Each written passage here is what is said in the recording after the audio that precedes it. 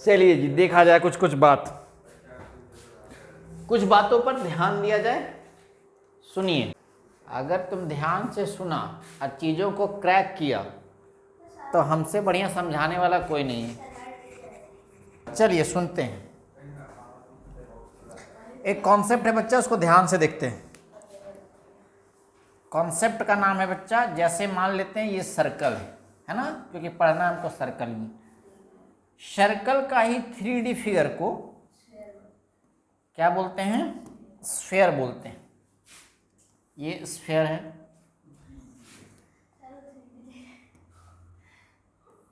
और ये है।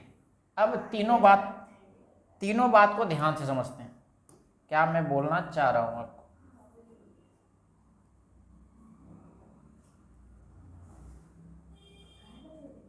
तीनों बातों को ध्यान से समझते हैं। ये सर्कल है बच्चा, इसी का कुछ रेडियस है ना, इसी का 3D फिगर है ये स्फीयर। ये क्या है? स्फीयर। जैसे स्फीयर का कुछ एग्जांपल, फुटबॉल, एक और क्रिकेटिंग बॉल जो होता है, बॉल है ना, टेनिस बॉल, क्रिकेट बॉल, ये सब का सब एग्जांपल है स्फीयर का। अर्थ, ये सब एग्जांपल है स्फीयर का। अब ध्यान से सुनते हैं। इसका एरिया होता है बच्चा 4πr²। इसका एरिया ही होता है ना 4πr²। समझ में आ रहा है बात? सुनिए ध्यान से।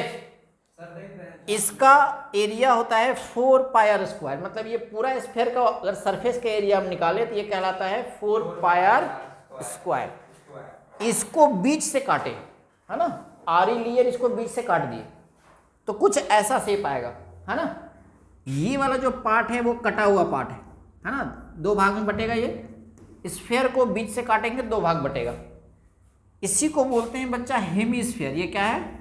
हेमीस्फीयर। अब एक बात सुनना ध्यान से, इस बात को ध्यान से सुनना।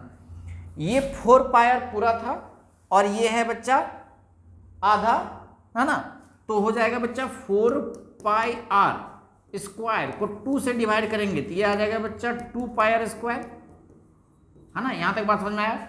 लेकिन ये वाला इसका सरफेस का एरिया नहीं होगा। उसका रीजन क्या है कि देखो, जैसे काटेंगे कोई सॉलिड स्फीयर को काटेंगे तो ये वाला पार्ट रह जाएगा उसमें, है ना। तो इसमें से πr² को ऐड कर देंगे। ऐड किए तो ये हो जाएगा बच्चा 3πr²। समझ आया? Yes sir. कट करने के बाद जो चीजें, ये πr² बच गया, उसको इसमें जोड़ देंगे तो ये इसका टोटल सरफेस का एरिया निकल जाएगा। ये पूरा सरफेस का एरिया निकल जाएगा बेस के साथ।